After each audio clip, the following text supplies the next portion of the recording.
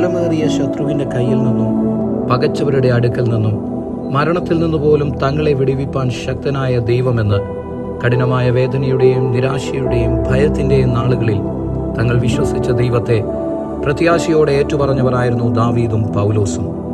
എരിയുന്ന തീച്ചൂളയിൽ നിന്നും കാരാഗൃഹത്തിൽ നിന്നും തൻ്റെ ഭക്തന്മാരെ വിടുവിച്ച ദൈവം ഇന്നും തന്നിൽ ആശ്രയിക്കുന്നവരെ വിടുവിപ്പാൻ ശക്തനായ ദൈവമാകുന്നു.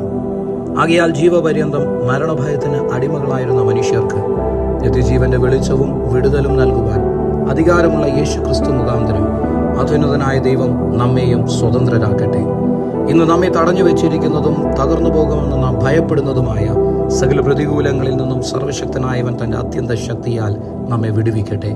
ഇരുട്ടിൻ്റെ അധികാരത്തിൽ നിന്ന് നമ്മെ വിടുവിച്ച ക്രിസ്തു യേശു മുഖാന്തരം സ്വാതന്ത്ര്യത്തിൻ്റെ ജയഘോഷം നമ്മിൽ നിന്ന് പുറപ്പെടുവിക്കുമാറാകട്ടെ.